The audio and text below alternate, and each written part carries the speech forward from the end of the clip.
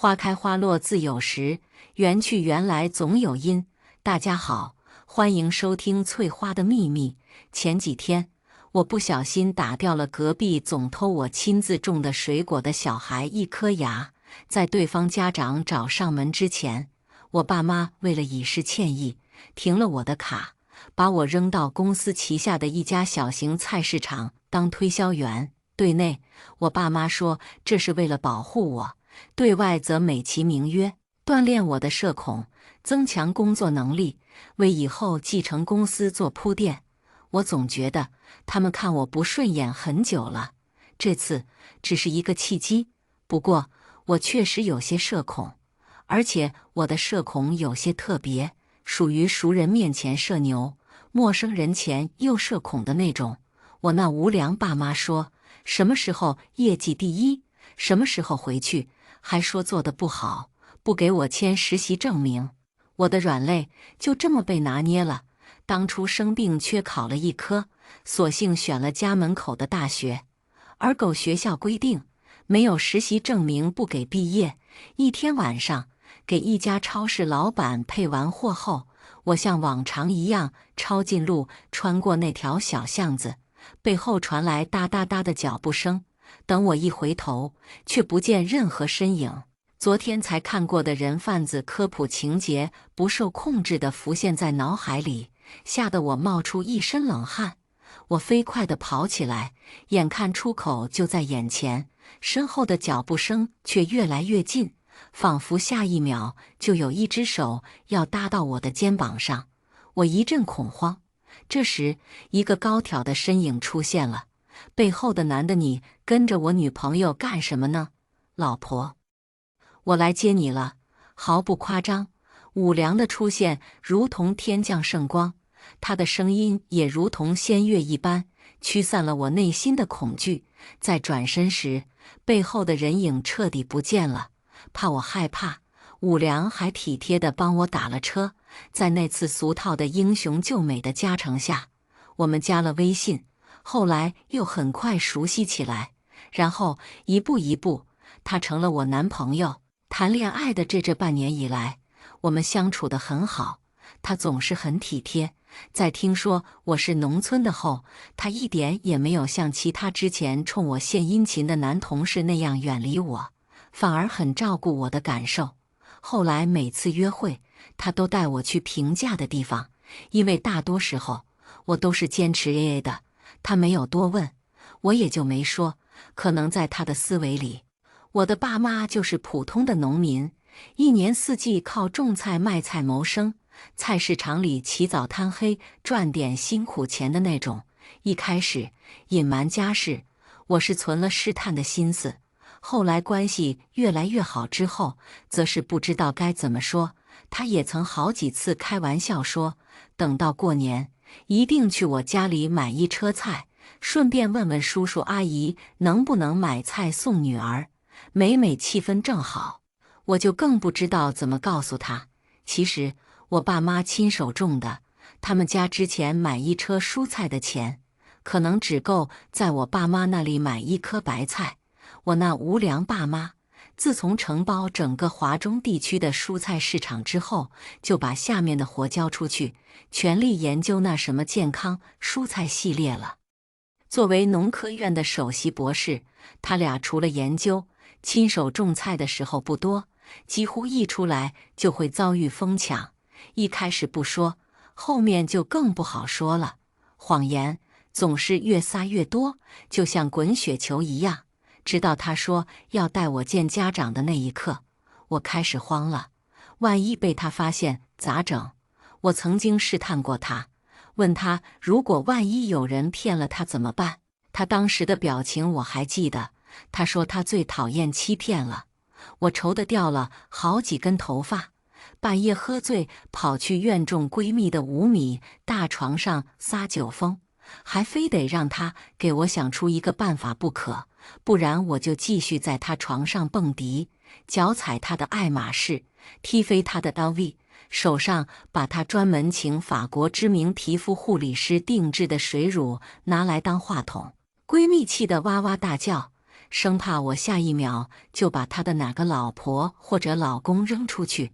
他挠挠头，低声下气地求我别做了范思思，姐求求你，我给你出主意行了吧？走吧。我瞬间安静下来，像踩着滑板一样滑跪到他床头。他摸着下巴，笃定地开口：狗思思，按照你的描述，他是那种最讨厌骗人的人了。瞒得越久，分得越快。算了，散了，不如跟姐一起单身吧。朱甜甜，你别吓我！我朝他飞过去一个白眼，在他的惊呼声中，把他上个月刚买的新款包包扔过去，看着他胆战心惊地接住。别，大小姐，放过我的老公老婆们。他总算认真起来。其实我感觉他蛮好的呀，并没有和其人一样，因为你说你是农民就嫌弃你，说明他不嫌贫爱富。别的方面嘛，可以再观察一下。反正谁都配不上我的大小姐。至于你担心的这件事，等到真的订婚的时候再说嘛。到时候生米煮成熟饭，他就是怪你，也总会原谅你的。他趴在床上，双手撑着下巴，建议道：自从听过闺蜜一番分析后，我也觉得不能太早让她知道这件事，于是整天提心吊胆，隐瞒得更严实了。很快就到了去她家拜访那天，我早早起床换装备，试了一圈各种品牌的衣服，试图搭配出最合适的一套，却忽然想起来，这些衣服都不能穿。我还没告诉她家里的秘密呢，不能吓到他们。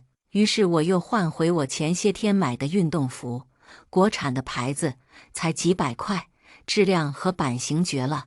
楼下的喇叭一响，我就假装从出租屋下楼，看着我手上拎的大包小包蔬菜。武良愣了一下，紧接着扯开嘴笑了笑：思思，用不用我现在带你去市场挑些礼物？你不太清楚我妈的喜好，有她儿子参考，你肯定能挑到她心坎上去。不用，我都准备好了，都是我爸妈亲自种的蔬菜，效果很好。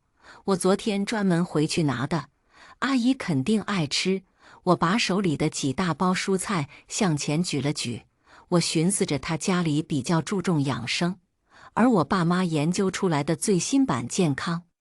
蔬菜最大的好处就是纯天然，除了蕴含多种植物营养素外，还复合了动物类的营养素，对身体很友好，尤其受那些减肥的明星人群和老年病人群欢迎。好的，那谢谢我的小公主了。她欲言又止，最终却只摸了摸我的头，上前接过蔬菜放到后备箱里，然后牵着我一同上车。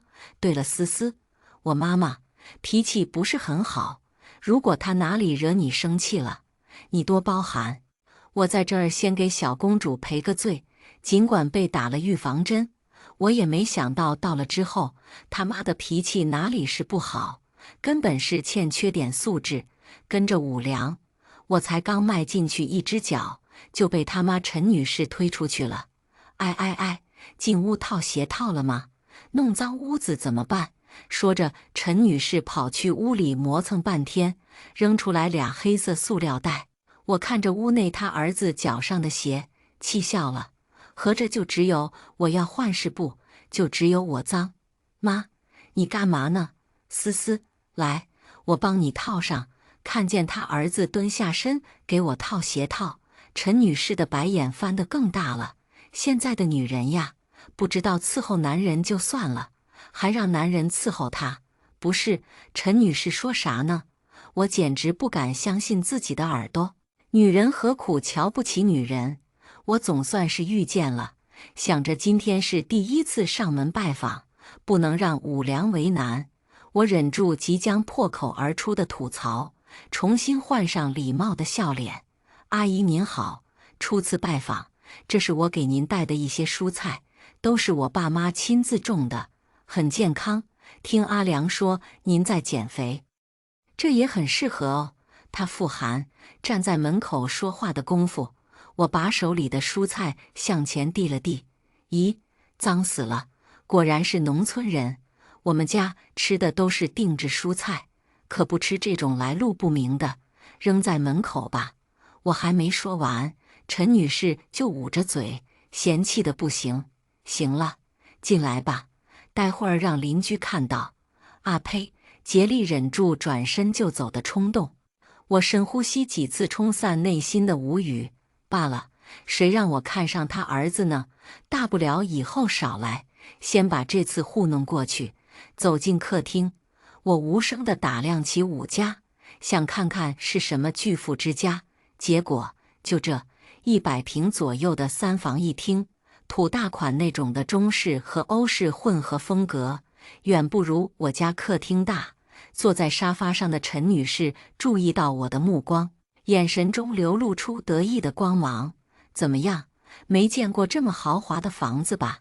这房子目前价值上千万。听凉凉说你住洛兰湾，那边环境差得很呐。说罢又昂着头，指着墙上的风景画炫耀道：“看到没？光这幅画就50万了。这可是我们家专门从国画大师梅老先生那买来的。”见我盯着那幅画，许是以为我没见过世面，不懂欣赏。陈女士又翻了下白眼：“算了，我和你说什么，你又不懂。你一辈子的工资都不一定买得起这一幅。梅老先生，巧了不是？我外公刚好也姓梅，刚好也是个挺有名的画家，只是妈妈从小没有继承他的衣钵。外公生了很久的气，后来抓我去做了很久的苦工，而这幅画刚好是我前段时间练手的废稿，就是不知道怎么出现在这里。”面对他的嘲讽，我忽然觉得很好笑。井底之蛙，总觉得天空就只有那么大。所以他们家是怎么逮逐出好笋的？难不成是武叔叔的基因占了上风？刚坐下，陈女士就跑去厨房了。这时卧室门开了，我以为是武良他爸。武叔叔下意识地站起来，露出一抹礼貌的笑容，谁知出来的竟是个姑娘。梁哥，你回来了，人家等你好久了。阿姨先让我在你卧室睡了一觉。这个穿着香奈儿的姑娘冲上来就要抱住武良的胳膊。舒言，今天我带女朋友回来，这是思思，你可以叫她思思姐。武良躲开她，拉起我介绍道：“顺便给我介绍这位隔壁的邻居，这位就是思思姐姐呀，也不怎么样嘛。梁哥，你眼光不行呀。”上上下下扫了我几眼，那姑娘仰着头，鼻孔都快要朝天了。好家伙，现实中的绿茶竟然让我遇到了。美女小姐姐，你的脸真独特，整形在哪家医院做的呀？告诉我，我以后绝对不去。切，谁还不会阴阳怪气了？你这个农村来的乡巴佬，你懂什么是名媛淑女吗？瞧瞧穿的都是啥垃圾货呀，一股土味。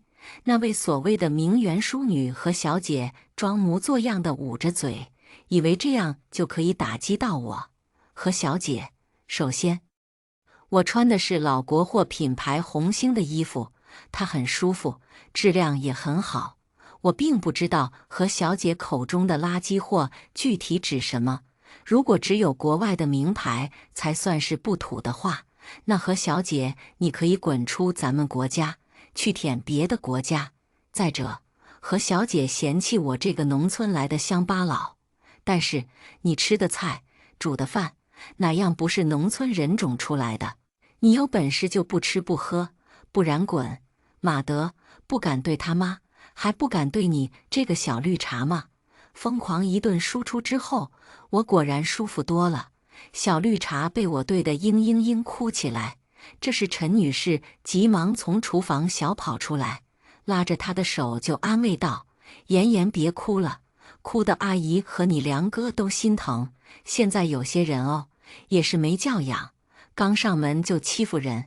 舒言，别跟他一般计较，你和梁梁才是一起长大的青梅竹马，阿姨承认的儿媳妇只有你。”斜了我一眼，陈女士继续安慰小绿茶：“妈，你说什么呢？思思才是我的女朋友，我带思思去看看饭做好了没。武良拉住我想要挣扎的手，在厨房拐角里低声哄着我，心中无数次默念：第一次拜访，千万不能搞砸了。我再次忍住转身就走的欲望。餐桌上，陈女士一边对小绿茶嘘寒问暖、夹菜添汤，一边假装关心实责我：范小姐，这可是我们家专门托关系空运过来的有机蔬菜，以前怕是没吃过吧？多吃点，免得以后吃不到了。我狠狠无语了下，偷偷翻了个白眼，面上却不显，还装作赞同地点点头。对，是没吃过。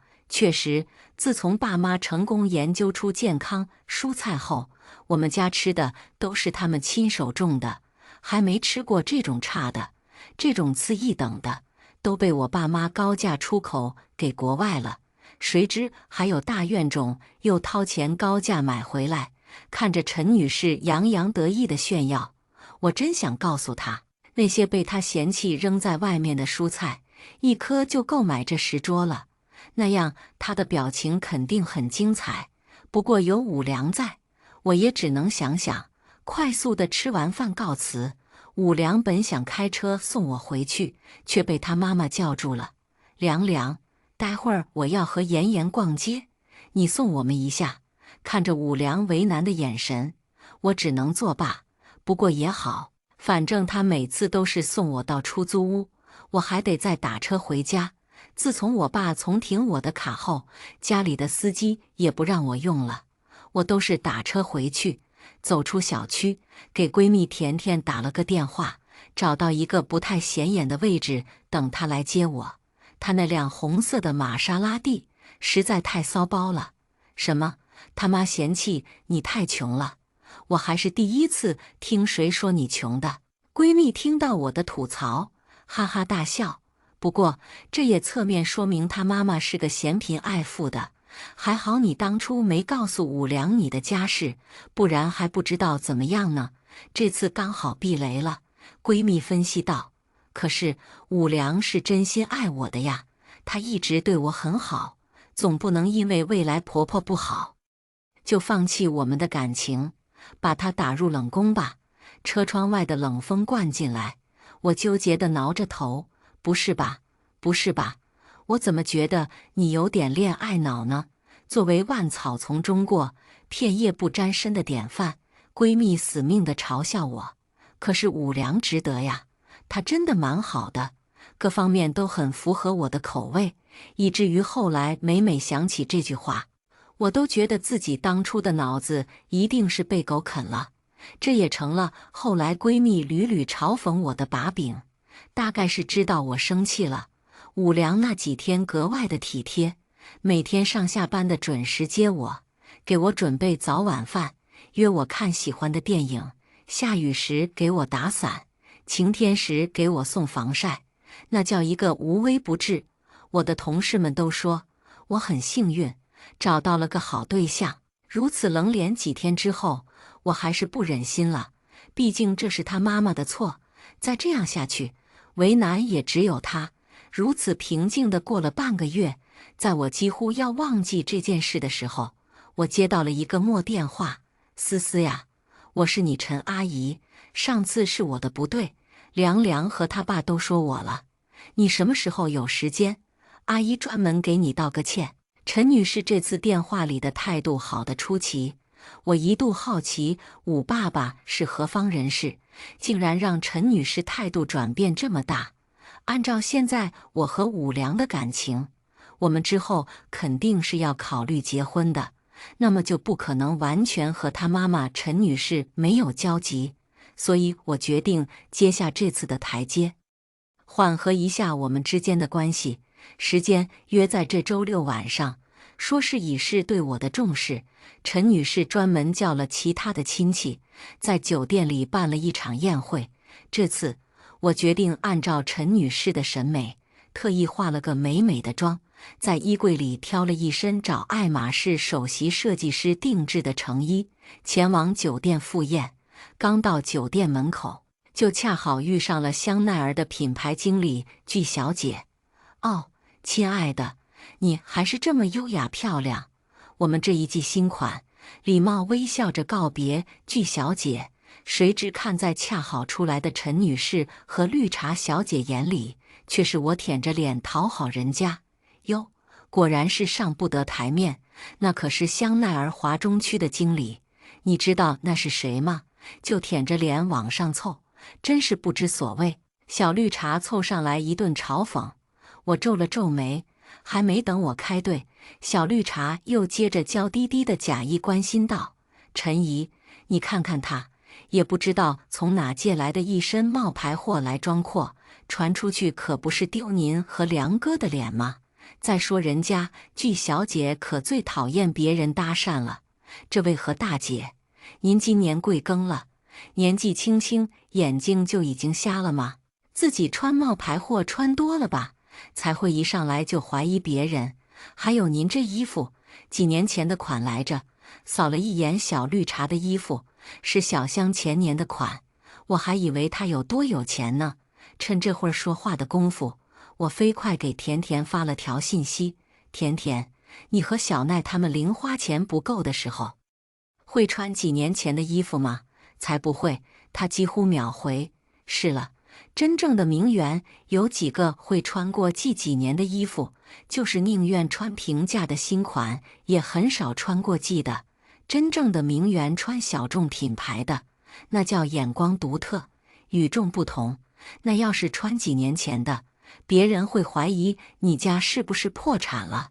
行了，妍妍呀，咱们一起进去吧，亲戚们都来了。何女士拍了拍小绿茶的手，仿佛才反应过来一样。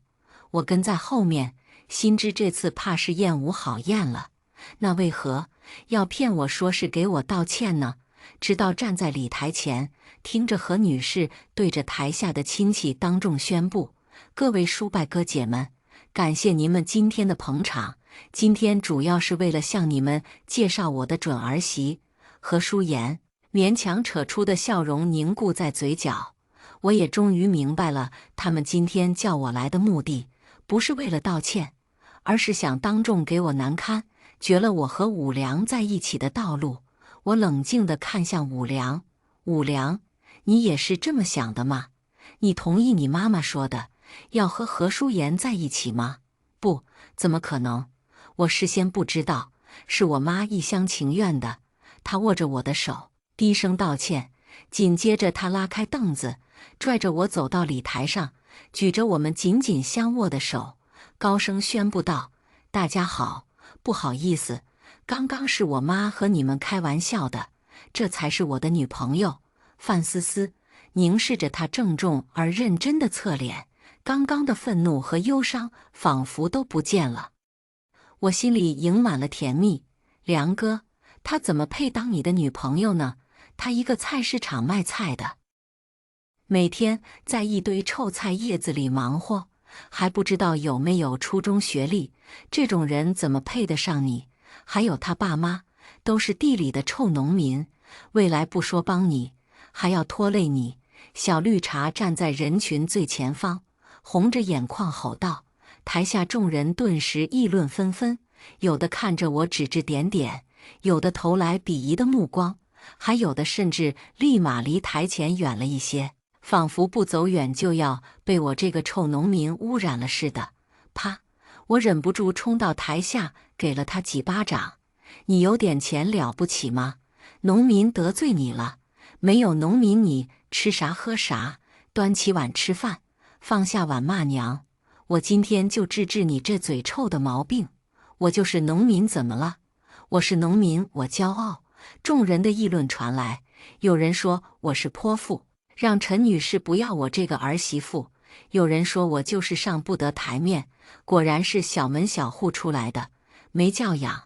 我全都无动于衷，毕竟不在一个层次上，素质这个东西也不是谁都有的。你这个贱人，梁哥，你看看他，没素质没教养，他哪点配得上你？我们家世相当，又都是重点学校毕业的，我们才有共同语言。你之前不是说只喜欢我吗？何淑妍似是冲上来准备打我，却又想到了什么，楚楚可怜地冲着武良撒娇：“好了，别说了，不管思思家庭如何，什么学历，我都只爱她。”她没有理会周围人的眼光和窃窃私语，深情地望着我宣布道：“哪怕与全世界为敌，也要向全世界宣布我爱你。”我此时有一种头晕目眩的幸福感。果然，我的眼光是没错的。武良，我不同意，别想妈承认这个乡下女人，你让她走。陈女士的愤怒让我清醒了些。我可以反驳在场的任何人，却不能不考虑武良的感受，明着顶撞他的父母。既然阿姨你不欢迎我，我就先走了，打扰到在场的大家，我很抱歉。我轻轻地鞠了个躬，转身走出礼堂。走到门口，我才想起我的手机没拿，那里面有下午班次的配货数据。我于是转身折回去。刚刚还闹哄哄的会场，此时已经趋于和谐。正准备走近，却从陈女士嘴里听到了我的名字：“儿子，范思思，你确定拿捏住了吗？妈妈刚刚的表现还不错吧？你也是，怎么不早点告诉我她的家世？早知道她第一次来，我就对她好点。”陈女士埋怨道：“妈，这不是怕你露馅了吗？要不然你以为我会对一个不喜欢的人那么好，放下尊严死皮赖脸的讨好他？更何况一开始我也不确定，只知道他跟农信的范总关系匪浅，加上同姓，我也是最近才确定他是范家大小姐的。不过也好，你唱黑脸，我唱白脸，这样更好拿捏他。到时候您态度再好一点，他可不感恩戴德。我的家世，一个不喜欢的人和范总关系匪浅，范家大小姐更好拿捏我，要我感恩戴德。”轰的一声，宛如晴天霹雳，我不敢相信我的耳朵。这是我一直以来认识的武良，那个温润如玉、待我极好的武良。原来对我好就是没有尊严，就是死皮赖脸。原来我就是一个他不喜欢但不得不讨好的人。原来当初在巷子里救我也是因为怀疑我的身份。我麻木地站在原地，听着他一点点和他妈妈炫耀他天衣无缝的计划。尽管他每说一句话就多一根针扎在我心上，直到他们尽兴地说完，我才从墙角走出去，站在他们母女的对面，冷冷地看着他们。武良，你真卑鄙！原来名校筛选得了成绩，筛选不了人品，你可真是你们学校的败类！好好的脑子拿来算计女人，吃软饭。思思，你听我说，不是这样的。我看着他往日镇定如山的脸，布满了慌张，接着一点点变得惨白。闭嘴吧，渣男！难道要说你这些都是安慰你妈妈的？都是为了和我在一起？我冷笑着堵住他的解释。你越是这样狡辩，我越是瞧不起你。请你至少敢做敢当。既然你们都知道我的身份了，那么接下来请欣赏我的报复。我笑着转身，擦掉眼里的泪水，一步步地坚定地走上礼台。很抱歉再次打扰大家，接下来请大家欣赏一曲闹剧，由陈女士一家和何小姐出演。众人听到这里，纷纷交头接耳，露出一脸兴味的表情。我给闺蜜甜甜打了个电话，真是巧，事情刚好就发生在她家的酒店，不然我还没有这么方便。很快，大堂经理就带着一群人打开了投影仪，并且在礼台上安装了扩音器。我把手机连上了投影，屏幕上很快出现武良母子俩的脸，他们俩如何算计我，商量如何拿捏我，包括事成后陈女士当富家婆婆的畅想都一一闪现。看着真实到不行的监控视频，陈女士大惊失色，疯狂地跑过去按投影仪的关机键，可有什么用呢？忘记告诉她了。我设置了屏幕锁定，这些视频会一遍一遍地重复播放。思思呀，凉凉都是和你开玩笑的，咱们快把这视频关了，我让凉凉给你道歉。见怎么也关不掉，陈女士扯出一抹假笑，试图打温情牌。对呀，思思，是我对不起你，我刚刚早知道你在的，就是跟你开个玩笑，想看看你的反应。我看着武良极力想着合理理由的丑恶嘴脸，忽然觉得满身恶寒。我以前喜欢的是个什么鬼玩意儿？就在这时，小绿茶带着他爸爸和武父赶来了。爸，武叔叔，就是他在闹事，诬陷梁哥和陈姨，你们快把他赶出去。好，你放心，保安，把这个不知礼数的疯女人赶出去。武父开腔道，却没人理他。哟呵，上赶着找收拾，原本打算今天放过小绿茶的。至于武父和何府，之前也没有太多交集，既然上赶着，那么接下来就轮到你们了。武叔叔，最近是不是在谈和农信的订单？不好意思，之后你在中恒一天，农信永不考虑和中恒的合作。你，武父一脸惨白的滑坐在地上，捂着心口。毕竟谁都清楚，接下来他的结局，中恒不可能为了一个经理失去和农信的合作。哦，别是心脏病犯了，保安，快送武叔叔去医院呀！别影响了咱们酒店的名声。我冷眼看着陈女士崩溃的哭求。思思，你够了，你有什么冲我来？别伤害我爸妈。武良咬着牙，恨恨地道。我点了点他的肩膀，冷笑，别急，会轮到你的。武良一波又一波的刮，看得观众们兴致盎然，不愿离去。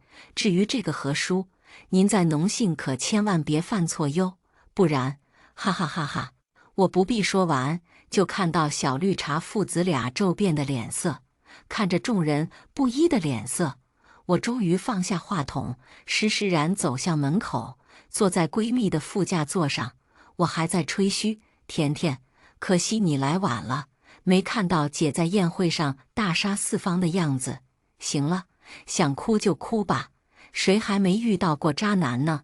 他摸了摸我的头，让我靠到他肩膀上。呜呜呜！我这才忍不住，终于嚎啕大哭起来。那天过后，我在家里躺了1个月，总是反反复复的发烧，后来又失眠，半夜醒来忍不住想哭。好在甜甜一直陪着我。那天过后，中恒为了合作辞退了武府，其他和我家关系好的公司都不肯要他。走投无路之下，武父只能去一个初创的小公司，连一家人的生活费用都不够。那个之前陈女士向我炫耀的房子，因为还不起房贷被拍卖了，他们只能搬到一个很小的房子去住。而小绿茶的爸爸何父大概是被吓到了，战战兢兢几天之后选择自己离职了。武家房子被拍卖的那天，我身体刚刚好转，有陌生短信发过来骂我狠毒，说我是个恶心的女人。上面说他又没有给我造成实际的伤害，让我不要赶尽杀绝。看着熟悉的口吻，我知道这是武良。我这才想起来，那天之后，我把他所有联系方式都拉黑了。原来在他眼里，竟是没有对我造成伤害。那段感情终究是喂狗了，没关系的，武良，别着急呀，我的仇还差你呢。君子报仇，10年不晚。2年后，我拿着清北的工商管理学硕士毕业证书，去武良的公司应聘，作为名校首席导师的学生。我这2年在几家跨国公司实习过，带领的小组更是拿了好几个全国范围的竞赛奖。临毕业就被多家公司高薪邀请就职，只是我都拒绝了，因为武良在这里，我一直知道他是骄傲的。作为985高校的学生，一毕业就在一家实力不错的公司担任小组长，听说他最近有升职成为主管的希望。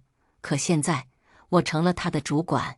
入职那天，我踩着7公分的高跟鞋，看着当 HR 小姐向所有人介绍我这个新上司时，武良那见鬼的表情，就觉得今日份的开心有了。等到所有人都安静下来，回到工位上开始工作时，武良悄悄地来到我办公室。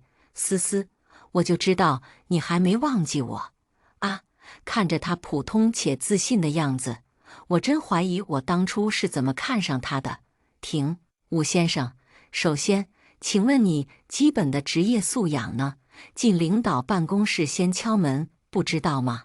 再者，办公室里请不要谈论任何私人的事情，请叫我范经理。我冷漠地打断他的所有幻想，再给予他雷霆一击。如果我们之间有任何关系的话，那也是你欠我的，还没还。武先生，准备好迎接我的报复了吗？我靠在老板椅上，食指轻敲着扶手，发出一声轻笑。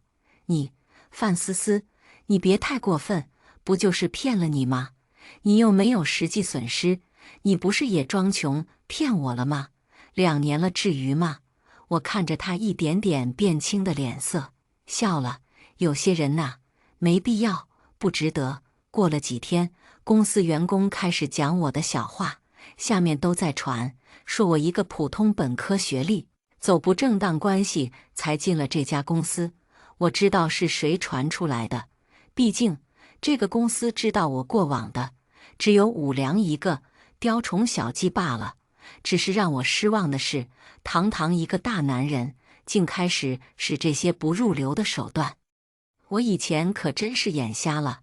在又一次他们议论时，我踩着高跟鞋，哒哒哒地走到议论最凶的2个人面前，说呀，怎么不说了？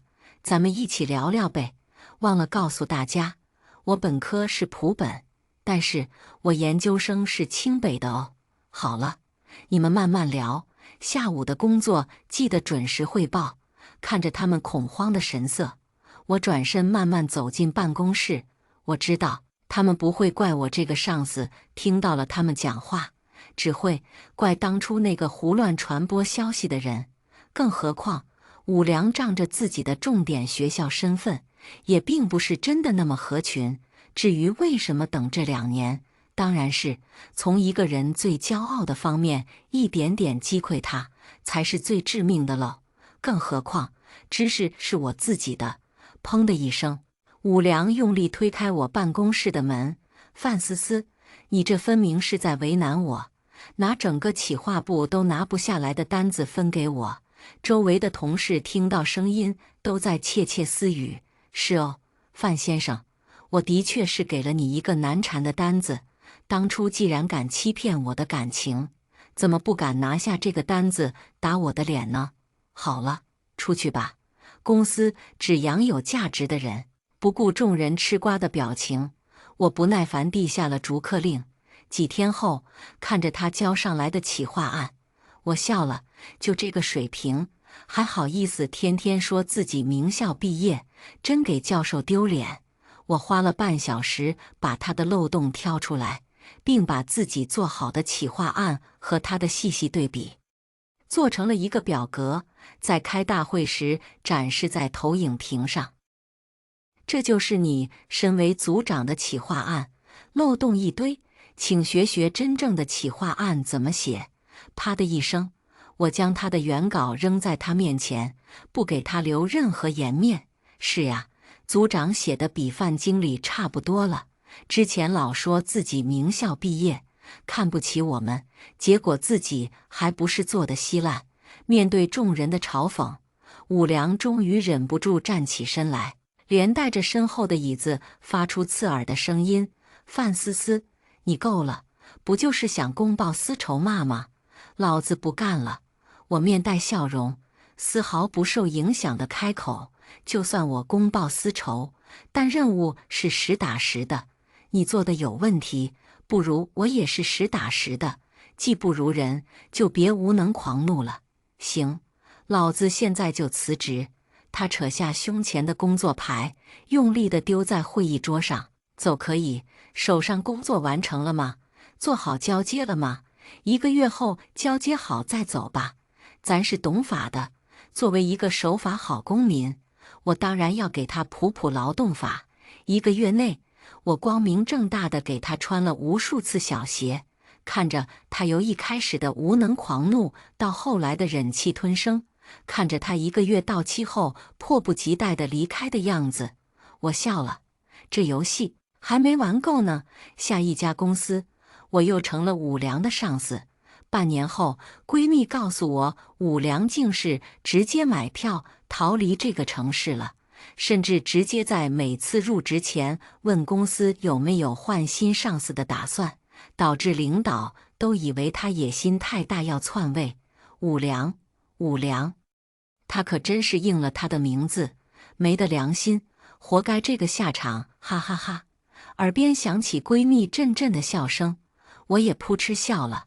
这个游戏我终于玩腻了，我开始慢慢放下了过往，就是不知道武良的心理阴影什么时候可以放得下了。下面我们来听下一个故事。裴航转移财产的当天，车从悬崖摔进了大海里，尸骨无存。我毫不犹豫地请了最专业的律师、医生和公证团队，全方位无死角地给出裴航必死无疑的证据。3天后，我拿到了他的死亡证明和他的巨额遗产。从此，我有颜有钱死老公，还有比这更快乐的事情吗？刚睡醒，我就接到电话，对方声音悲痛：江雪，裴航昨晚开车时发生了意外，车开出悬崖，摔进大海里。目前警方正在打捞，但几乎没有生还之路。裴航，我结婚8年的老公，一个正准备转移财产，就为了跟我离婚的老公，突然死了。我手握着电话，将前30年所有的悲伤事都想了一遍，才终于忍住，没笑出声来。而那边警方还在打捞，我语气诚恳：你们日理万机，我就不占用公共资源了。警察同情地安慰了我一会儿，就撤离了。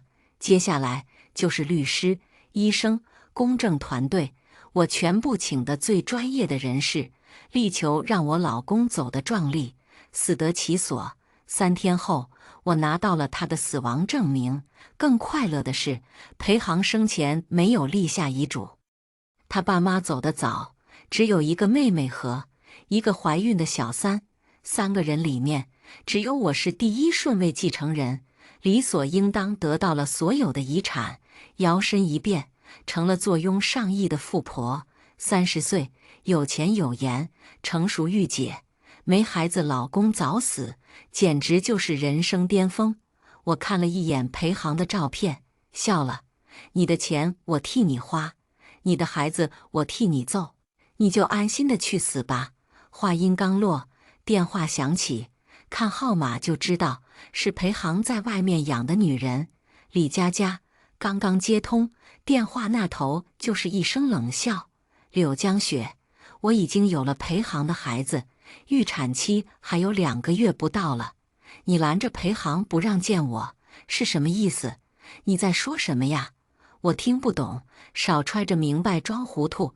裴航3天都没有联系我了，难道不是因为你干的？他根本不爱你。我劝你趁早离婚，别惹人嫌。哦，原来你是要找我老公啊，那麻烦你睡觉时枕头垫高点，再烧香，看看能不能梦到吧。什么意思？我冷笑一声，看向照片里男人虚伪的笑脸，轻声道：我的意思，裴航已经死了，你要想见他，就只能托梦了。李佳佳尖叫了一声，挂断了电话。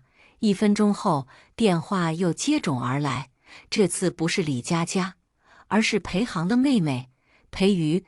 你竟然咒我哥！电话那头第1句话就是质问，我也不以为意，毕竟裴瑜喜欢挑事的性格，我已经习以为常了。我只是在陈述事实，你哥哥这会不知道在太平洋还是大西洋了？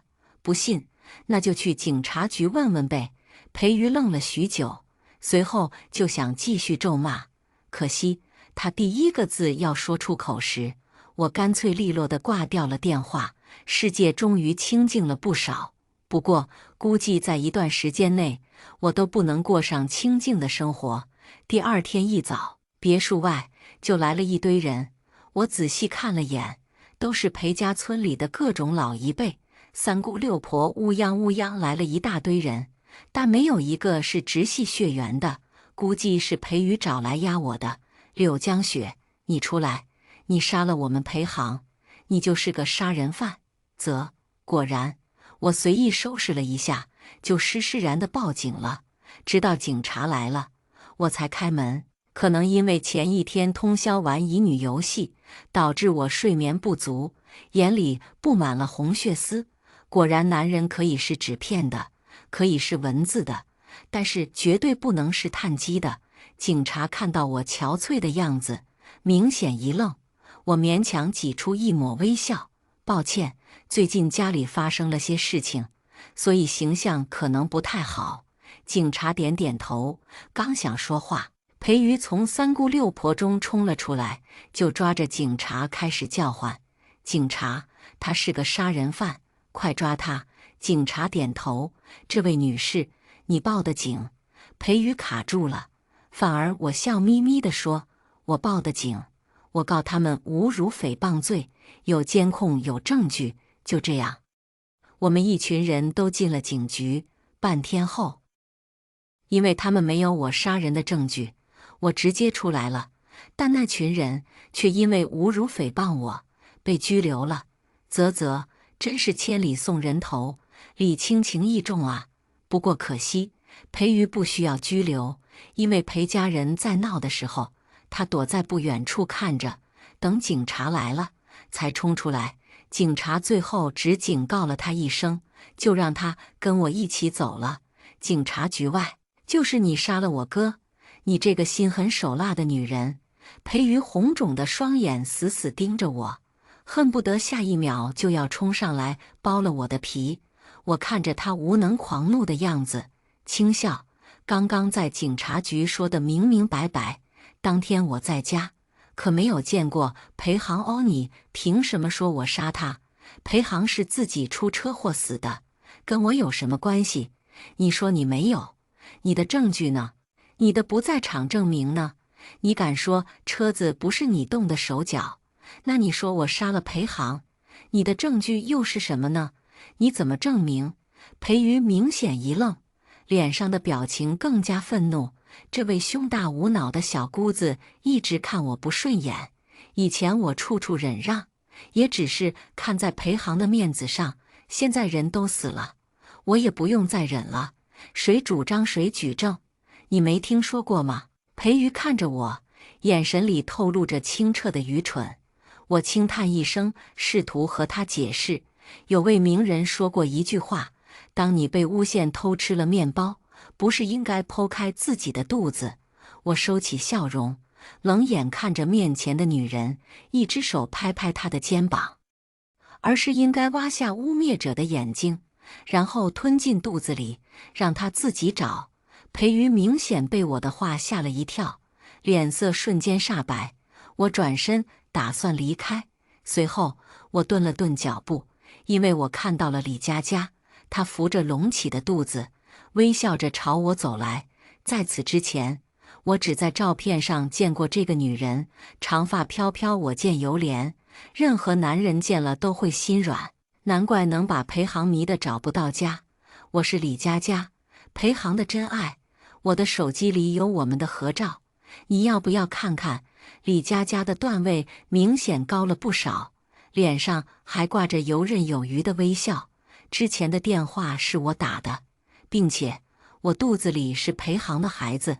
闻言，我赶紧后退一步，别来沾边啊！我老公都死了，哪里来的孩子？你这是在侮辱我老公的清白，我会告你的。李佳佳的笑意僵在嘴角，我的肚子饿得作响，不想和他们继续纠缠。真是奇怪，现在的人什么心理呀？上赶着要做小三。裴瑜和李佳佳脸色一变，还想骂我，被我一句话怼了回去。有本事你们就去法院告我，否则别瞎逼逼，做无用功。我刺激完，转头就走。我回到了别墅，这套别墅还是我和裴航结婚3年后才买的。刚结婚的时候，我们还只能挤在30平方的小公寓里。裴航的父母早亡，他充当父亲的角色，照顾着裴瑜。当初我也是看上了这个男人的持家和责任，现在我才知道，有些人的责任感只针对家人，而我就算是裴航名义上的配偶，也从来没有做过他的身边人。结婚这么多年，我陪着他白手起家，换上了别墅，裴航大手一挥，写下我的名字，还说我们将来会挣很多的钱，养着自己的孩子。我们确实挣了很多钱，这套别墅也算不上什么，只是现在孩子却是他和别人的。我突然开始看这套房子不顺眼，于是打电话叫来了中介，干脆将名下所有的房子来个大换血。晚上，我躺在大床上，看着中介给我发来的消息，里面都是新开的优质楼盘。接下来的几天，我忙着看房，忙得团团转，好不容易选好房子，刚刚付钱就接到了来自裴瑜的电话。为什么我的信用卡用不了了？哦，不想给你花钱，所以我停了呀。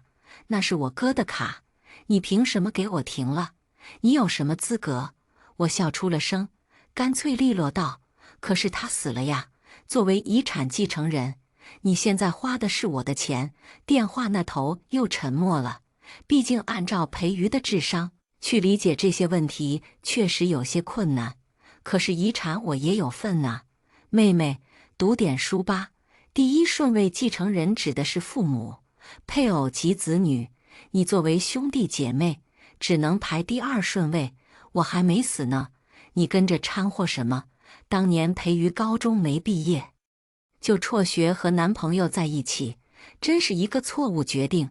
就算后来裴航花大价钱送妹妹去留学，也没能挽救这愚蠢的智商。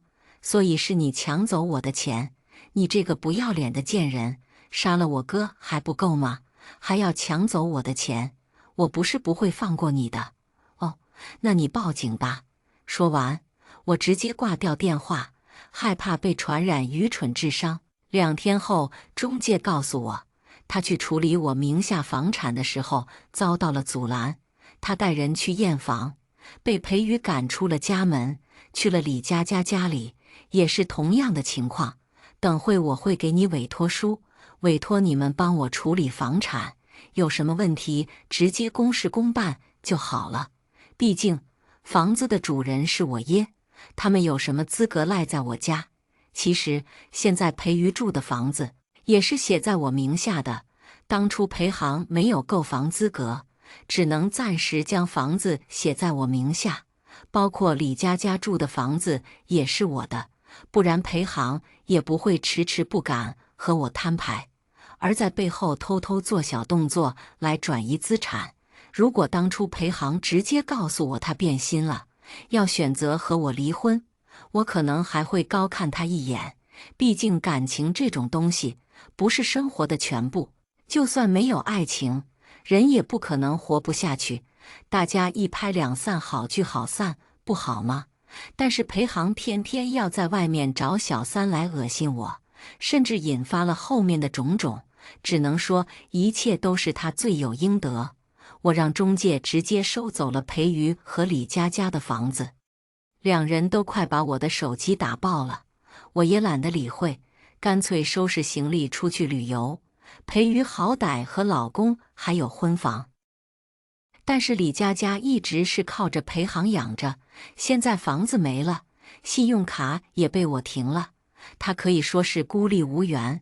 我原本打算在这边小住一段时间，但是法院却给我打来电话，李佳佳和裴瑜将我告上了法庭。太好了，我花了这么多钱请的律师终于派上用场了，开庭前，法院都会事先了解情况进行调解。我走进调解室，裴瑜和李佳佳早早就等在另一边，两人趾高气扬地看着我，生动形象地展示了没头脑和不高兴的样子。刚一落座，裴瑜就抢先开口，他独吞了我哥所有的遗产，我现在要求他把这些钱全部交出来。调解员上下打量着我，而后又开始例行询问，但是我所有的手续都是合法合规的，在法律上挑不出丝毫的毛病。这毕竟是你老公唯一的妹妹，大家都是一家人，何必闹得这么僵？闻言，裴瑜没忍住翻了个白眼。调解员皱起眉头：“裴女士，在法律上，刘女士所继承的遗产都是合法的，现在是在调解你们之间的问题，请你态度放端正一些。怎么就合法了？我作为我哥唯一的妹妹，我1分钱都没有拿到，这件事情合理吗？”裴瑜生气地一拍桌子，站起来大声嚷嚷，一旁的人赶紧出来制止他。我坐在另一边，乐得看笑话。你也看到了吧，我和我小姑子关系不好，也不是1、2天的事情了。当初我和裴航刚认识的时候，裴瑜就各种看我不顺眼，不管我再怎么送礼物讨好，都于事无补。裴瑜理所应当收了我的礼物，依旧对我颐指气使。有些人真的是养不熟的白眼狼。如果妹妹不算的话，那我肚子里的还是裴航的亲儿子呢。就在这时，李佳佳挺着肚子站出来，裴瑜瞬间眼前一亮。对对对，他肚子里面是我哥哥唯一的血脉，我可以作证的，孩子总有权利继承吧。旁边的李佳佳得意洋洋看我一样，好像这场调解他马上就能拿到钱一般。我看着两人淡笑不语，调解员推了推眼睛摇头：“那请你先出具一下亲子鉴定报告，只能是孩子和生父的，其他亲属都不可以。”李佳佳和裴瑜瞬间脸色一变，毕竟现在裴航尸体都找不到，他们又去哪里做亲子鉴定呢？这孩子真的是裴航的？李佳佳着急地捂着肚子，调解员赶紧示意她坐下，随后又将眼神落在我身上：“这位女士确实和你老公存在情人关系吗？”“我不知道啊。”我一脸无辜地摊手。我一直觉得我和我老公关系挺好的，我不知道他在外面有没有包养别的女人。裴航确实一直瞒着我，但女人的直觉在这方面总是很厉害。我早早就调查出了李佳佳的身份，只是面上一直装作不知道，静静看着几个人作茧自缚。裴瑜今天特意找来了律师，律师在他旁边耳语几句。裴瑜脸上瞬间露出笑容：“我回去找找家里面有没有我哥的毛发一类的，那总可以提取出 DNA 吧？也不是不行。那我们今天的调解……哎呀，那可真是不巧了。”我轻叹一声，对上裴瑜和李佳佳的视线：“那几套房子我准备出售了，所以前几天我让人做了全方位的消杀。言下之意，别说毛发了，就是连个指纹都找不到。我倒想看看他们怎么去找 DNA。” 李佳佳握紧拳头，死死盯着我，最后拿出了手机。这里面有很多我和裴航在一起时候拍的视频照片，可是这只能证明你和裴航在一起过，怎么证明孩子是他的？我给了身后的律师一个眼神，律师心领神会，拿出了一个文件袋：“倒是我这里还有你和别的男人拍的照片哦。”巧了，这个男人我还认识。李佳佳顿时脸色一白。律师将照片拿出来，裴瑜好奇地扫了一眼，下一秒愤怒地站起身。还没等我反应过来，李佳佳的脸上已经被狠狠甩了一巴掌：“你这个不要脸的女人，居然敢勾引我老公！”对，照片上的男人正好就是裴瑜的老公，裴瑜当初高中辍学都要跟他在一起的那个人。两人一直以恩爱著称，所以收到侦探照片的时候，我也惊讶了一把，一直将照片小心翼翼地保存下来，就是为了看现在裴瑜到底是什么脸色。李佳佳的脸上浮现了4根指印，红肿了一片。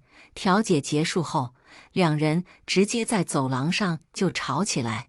你听我跟你解释，我们当时就是喝醉了。话音刚落，李佳佳又被甩了一巴掌。亏我还把你当作自己人，你居然这么对我，你真是一个不要脸的女人！李佳佳整张脸都肿起来，被裴瑜骂得狗血淋头，也丝毫不敢还嘴。毕竟她现在没有钱，住的地方还是裴瑜出钱帮她开的酒店，没有任何经济来源的她，只能紧紧依附着裴瑜。李佳佳咬咬牙，直接跪在了裴瑜面前，苦苦哀求说两人真的没什么。眼看着裴瑜有些犹豫了，我在一旁慢悠悠开口，还是长点心眼，这孩子说不定就不是裴航的，你以为肚子里面的是你的侄儿，也可能是你的儿子哦。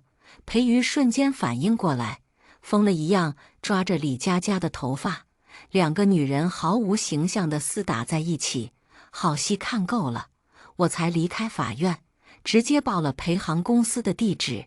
这么久了，该去公司看看了。早年裴航一无所有的时候，全靠我赚钱养着，我拿出所有的积蓄资助他开公司。公司刚起步，需要资金流动，我没日没夜的工作，身体落下病根，也丝毫不敢懈怠。公司里面众人都在忙碌着，就算少了裴航，公司也照常运转。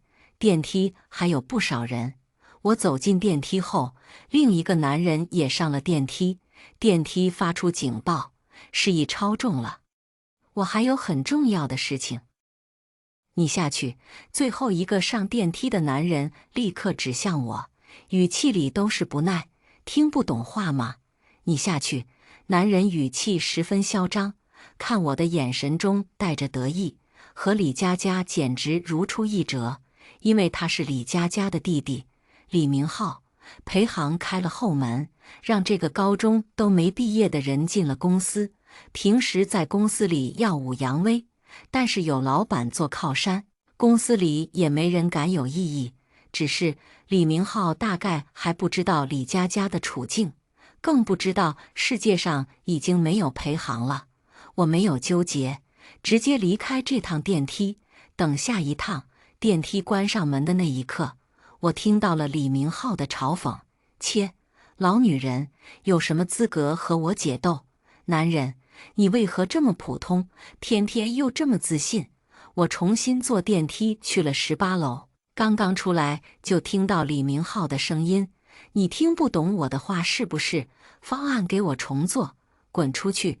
一个小女生双眼含着泪跑出了办公室。李明浩2只脚搭在办公桌上，手上动作飞快，还在玩游戏。见我到来，李明浩有些惊讶，随后又恢复了一脸傲气：你来做什么呀？找裴总吗？他不在，你可以走了。没有，我是来找你的。我正式通知你，你被解雇了。周围传来众人倒吸一口冷气的声音，只有李明浩嗤笑一声：你当你谁呀？老板娘了不起是吧？这里有你说话的份吗？实话告诉你，你这个老板娘的位置坐不长了。你说的对，我不是老板娘，现在的我应该是公司股份最多的人才对。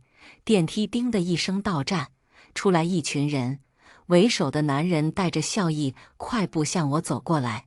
现在是不是应该称呼你为刘总了？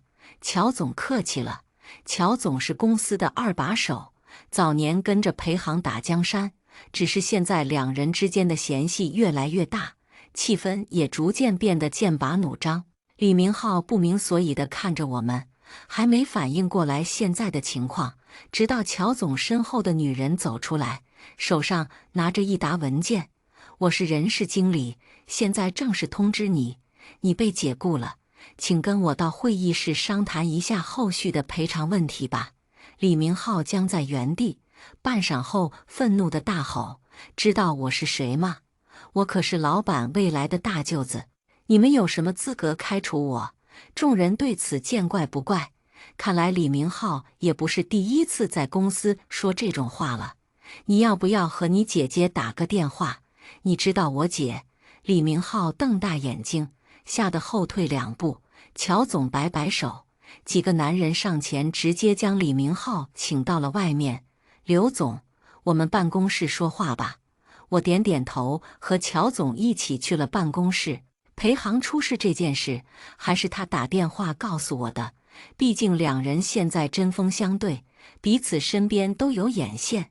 裴航的事情他一清二楚，我直接拿出一份名单交给乔总，上面的人全部开除吧，里面全是裴航的心腹，亦或是裴与李佳佳的裙带关系，是我早就调查出来的人，不太合适吧？毕竟这些都是公司的人才，解雇之后，赔偿金对公司来说都是一笔损失。就算我不开口，乔总也应该不会将他们留在公司了吧？毕竟现在他急于稳固自己的地位，怎么可能让陪行的人阻拦自己？乔总的笑容逐渐消失，将名单放好，抬头看向我：“您果然不是一般人。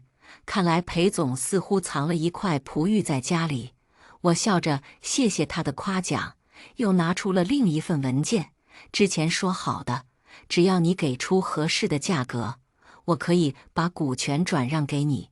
乔总立刻叫来了律师，随后报出了自己的价格。我将所有的股份全部抛出，一点不剩。我对处理裴航的公司不感兴趣，而且我要把他的资产以另一种形态处理掉，防止他在大海里九死一生的回来。裴瑜再次联系我，是在1个星期后，约在了一家咖啡馆见面。他明显憔悴了不少，见到我第一面，乖乖喊了嫂子，真是可笑了。8年了，裴瑜向来是直呼我的名字，现在裴航都死了，他的改口未免太晚了些。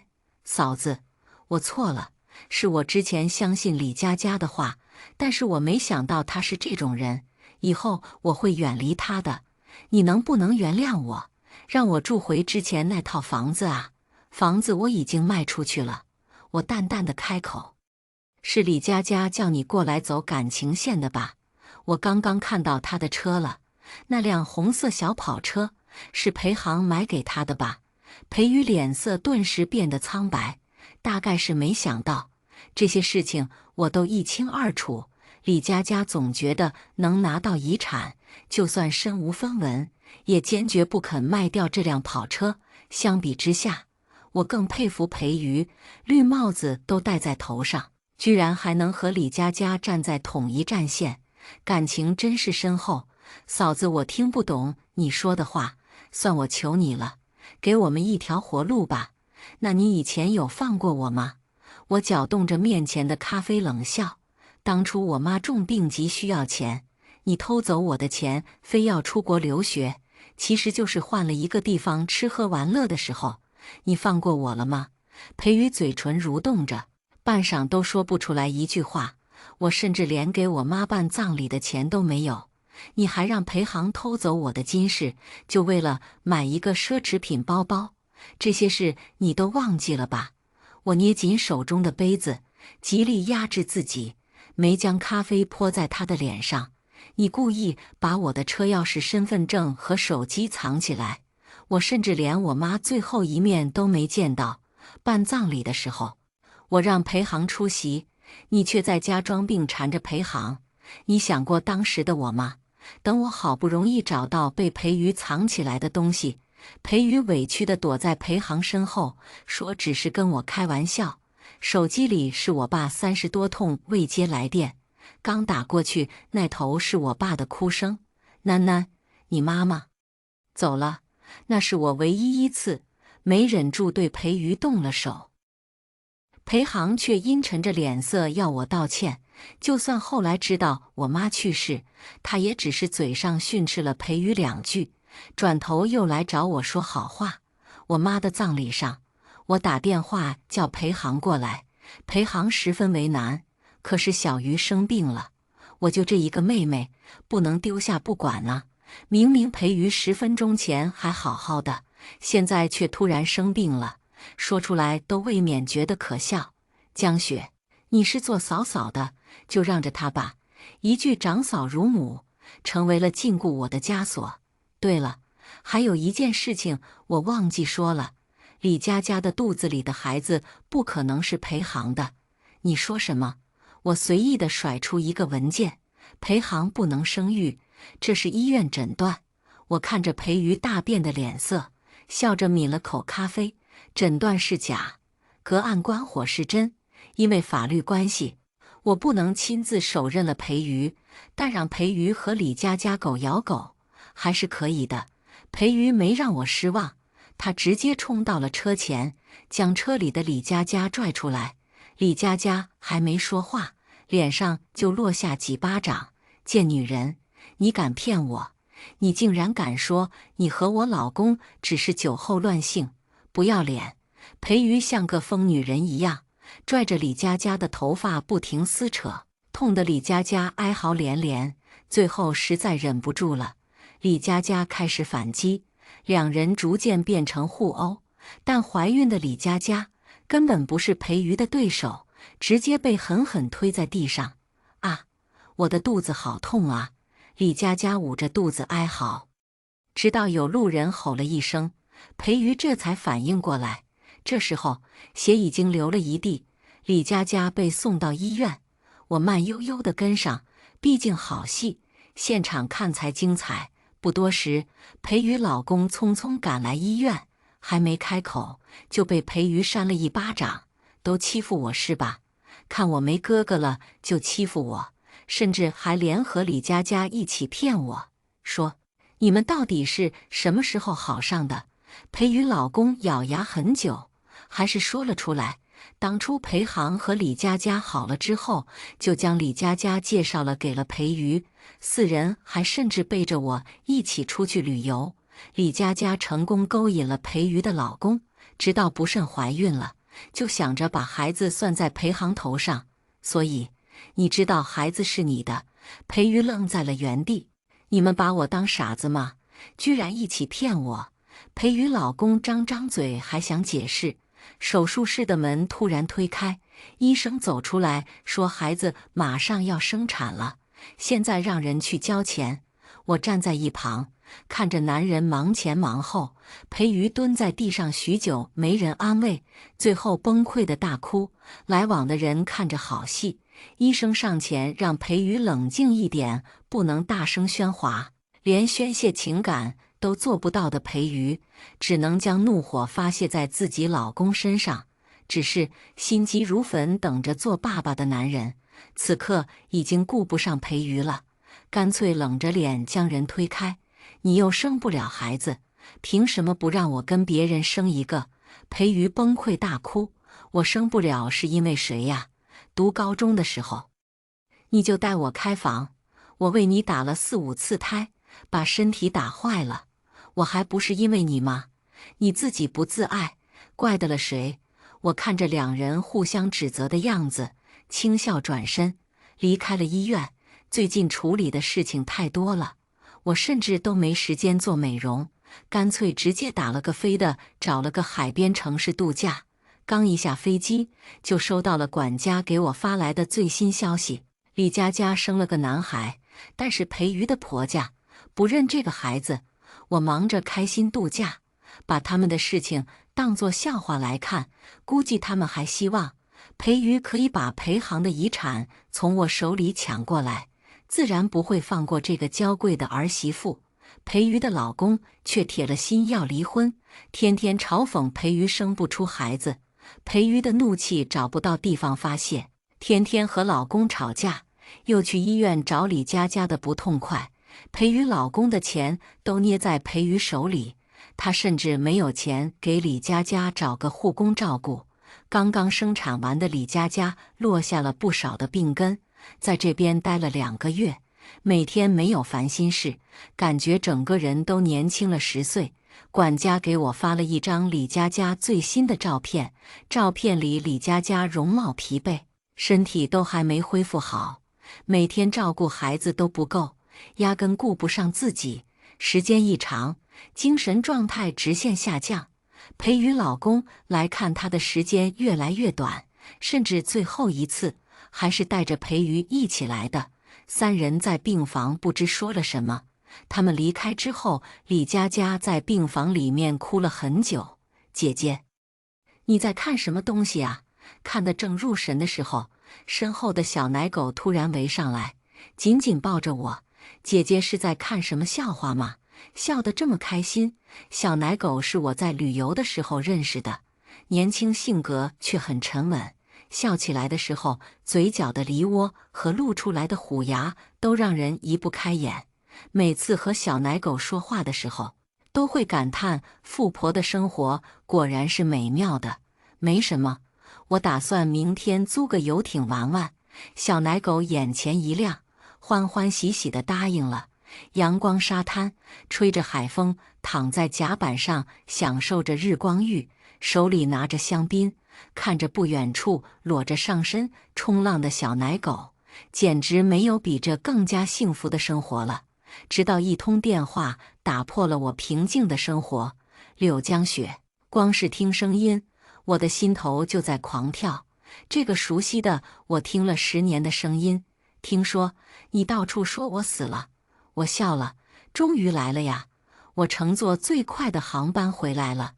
裴宇不知道从哪里找到我现在的地址，直接等在我家门口。我拖着行李箱，远远就看见站在我家门口的男人，这么高的悬崖上摔下来，海上搜救队一无所获的情况下，还能起死回生，看来祸害1000年这件事情确实是有道理的。我走上前还没说话，一个巴掌已经落下来。贱人，你背着我做了什么？到处说我死了，还拿走我的钱去欺负小鱼。裴航速度极快，可惜我早有准备，直接避开。下一秒，毫不犹豫将这一个巴掌还回去。这一巴掌我用了十足的力道，扇到我的手都在充血。重伤未愈的裴航更是直接被我扇倒在地。你干什么？你怎么能动手打我哥？裴宇着急地冲上来，却被我的眼神吓退。再敢废话，你们兄妹俩一人一巴掌。裴航挣扎着从地上爬起来，眼神死死盯着我。你这个女人，你是故意的是不是？你早就打好了算盘。我的车是不是你动的手脚？不是。我十分干脆地回答他的问题。那辆车本来就很久没有检修了，是你自己没有注意，还非要在盘山路加速，能怪得了我？那是因为裴航的话戛然而止，猛然变了脸色。你早就知道了是不是？你知道我和李佳佳的事情，也知道我在偷偷转移财产。我冷笑地看着他。从裴航出轨开始，我对这个男人就彻底失望了。但是男人没有提离婚，甚至还是盘算着转移财产。那一刻，无边的恨意灌满我的胸膛。他已经不是当年那个因为我想吃冰糖葫芦会跑遍整个城市的裴航，但即使是净身出户，都不能平息我心中的恨意。我要亲眼看着这个男人一步一步走进地狱。你把我哥哥的钱还给我们！裴宇躲在裴航身后小声怒吼。我扫了两人一眼没说话。物业带着保镖匆匆赶来，这2个人在骚扰我，麻烦帮我赶出去吧。以后注意一点，不要什么阿猫阿狗都放进来。裴航额头青筋暴起，刚要扑上来就被保安架开。你这个不要脸的女人，我是不会放过你的。你给我等着，我要你好看，那我就等着，看看到底是谁笑到最后。3天后，我收到了法院的电话，说我非法侵占他人财产。得知消息的律师等在法院门口，我看着他微笑。最近事情很多，就拜托你了。您客气了。我们一同走进法院，裴航还是趾高气扬的样子。我走到他面前，停下脚步。你刚刚回来，还不知道吧？李佳佳生了一个男孩。兄妹二人表情各异，裴航的笑容刚刚浮现就被打断。我直接将体检报告扔在他脸上。但那个孩子不是你的，是你妹夫的。恭喜你哦，喜当爹。裴航神色一僵，扭头看向裴瑜。裴瑜红着眼眶点头。哥哥，李佳佳那个贱人居然敢骗我们，你不要放过她。还有那个孩子，我不想要。呜呜呜！还未开庭，兄妹俩已经经历了心情的大起大伏，尤其是裴航，一度控制不住情绪，在法庭上大喊大叫，被法官制止了好几次。我再一次警告原告，请你冷静一点，法庭之上不能高声喧哗。我还要怎么冷静？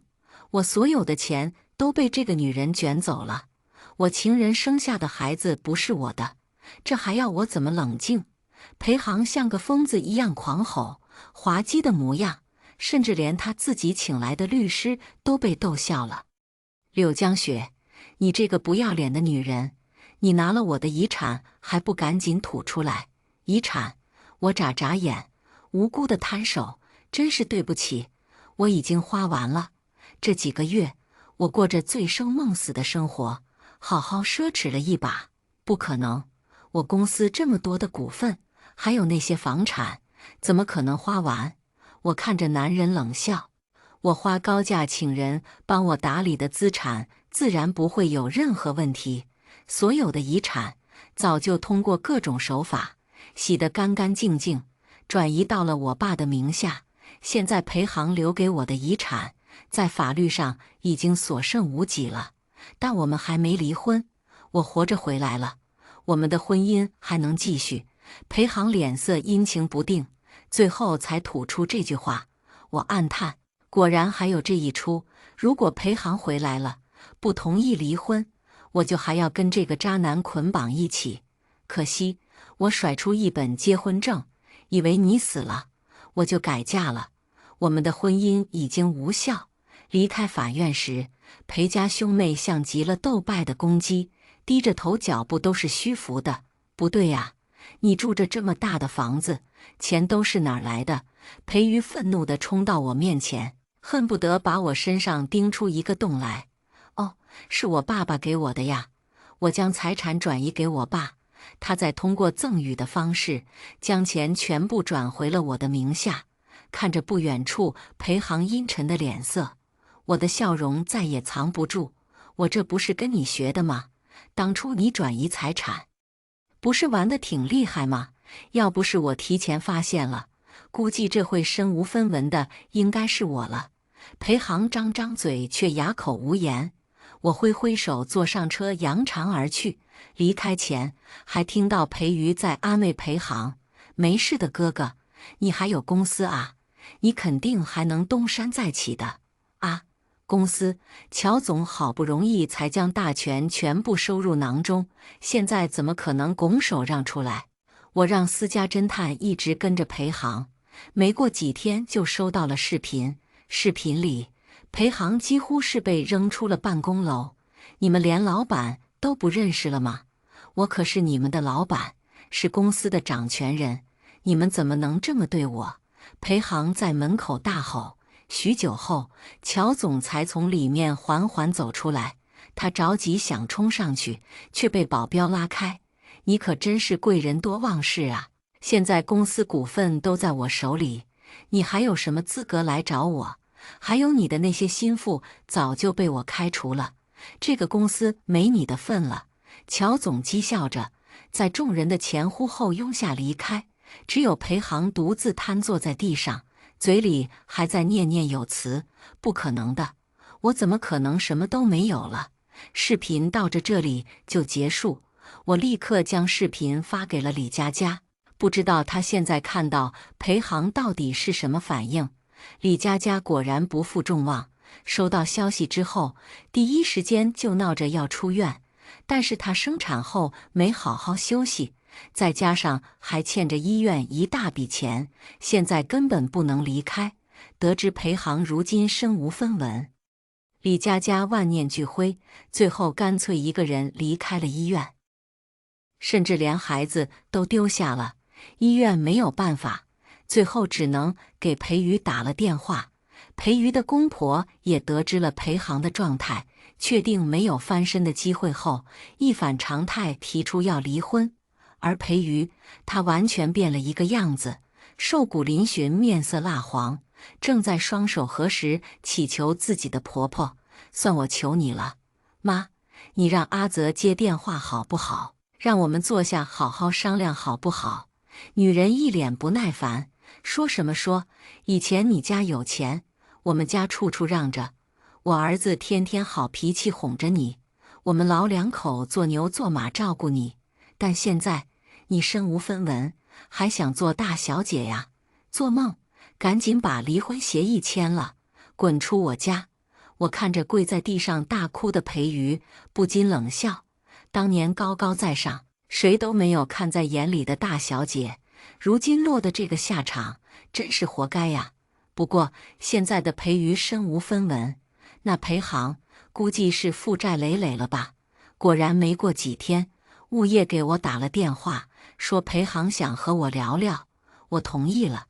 10分钟后门铃声响起，我打开门，门外是穿着一身白衬衣的裴航。我们第一次见面的时候，裴航也是穿着一身白衬衣，脸上挂着温暖的笑容，想要我的联系方式，还没开口，却已经红了耳朵。真难为他，居然还能记得我们当初时的细节。江雪，你听我说，千错万错都是我的错，是我鬼迷心窍。我现在已经意识到自己的错误了，能不能再给我一个机会，让我补偿你？补偿？你拿什么补偿我？现在你还有什么呀？我嗤笑一声，上下打量着裴航，白色显干净。你个油腻老男人，装什么装？裴航脸色一变，江雪，姐姐，你在和谁说话呀？我做的点心烤好了。别墅内，前2天跟我假结婚的小狼狗放下烤好的点心，直接跑出来，从身后抱住我。姐姐，这人是谁呀？裴航脸色僵硬，嘴唇蠕动半晌，说不出一句话来。哦，我前夫。小狼狗收起笑容，将裴航打量一遍，抱着我的手臂逐渐收紧。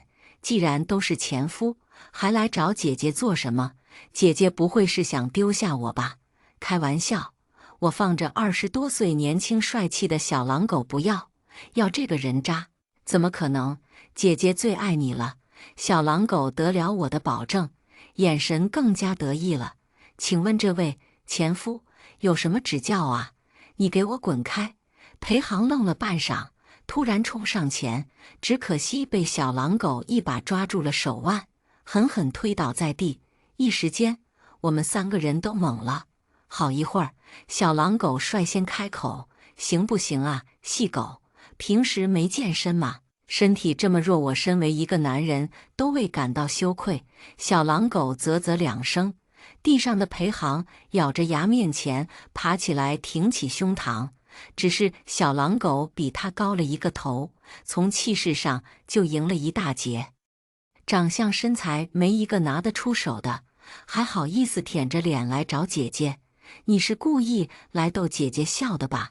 看你这模样，普通的扔在人堆里都没人能认出来，怎么能配得上姐姐？识相点，还是赶紧滚吧！小狼狗将裴航从头到脚打击了一遍，裴航气得脸色都在发青，却没说话，只是眼神一直落在我身上。江雪，你要怎么样才能原谅我？我为什么要原谅你？现在的生活我挺满足的。我轻叹一声，拿出一张红色钞票扔在他面前。行了，赶紧走吧，找个工作好好生活，毕竟你还有几10万的欠款没还呢。江雪，我真的……你怎么知道我欠着钱？裴航猛然变了脸色，着急想要冲上来，却被小狼狗死死拦着。他着急的大吼：“你说话！你怎么知道我欠的钱？你是不是知道什么？”我当然知道了。直到裴航掉海之后，飘到了苍城，而我联系了苍城的医生，用最好的技术把裴航救过来。只是新型治疗手段十分昂贵，且有弊端，伤者会昏迷好几个月。几个月的时间，足够我将裴航的所有东西带走，而他面临的是欠了几个月的高昂医药费。我给物业打了电话，让人将裴航带走了。小狼狗高兴地向我展示他新做的点心，我看着颜色鲜艳的甜品若有所思。这辈子裴航都不会知道，他离开的时随手抓的车钥匙，是我故意放在那里的。那辆车刹车出了点小毛病，我还没来得及拿去修理，偏偏其他的车裴航都已经开走，打算悄悄拿去转移了。盘山公路弯道众多，我算着时间给李佳佳打了电话，确定打通之后立马挂断。虽然之前我从未联系过他，但是李佳佳看着来电还是下意识心虚，于是给裴航打了电话。裴航心里着急的时候，总会脚下没注意，将油门直接踩到底。接到苍城医生的电话，我没有丝毫的犹豫，选择了治疗。毕竟直接死去太便宜这种人渣了，我要他一无所有，体验从云端摔进地狱的感觉，并且永远在地狱中苟且偷生，再无翻身之日，一辈子活在痛苦和绝望之中，才是真正的报复。而我随手撕了假结婚后的新的离婚证，快乐地喝一口红酒，有钱有颜，身边随时换新的男伴。世界上怎么还有这种好日子？今天的故事到这里就结束了。过去终将会过去，但故事已然成故事。您的点赞和订阅就是我更新的动力，期待您给出任何建议。我们下个故事不见不散。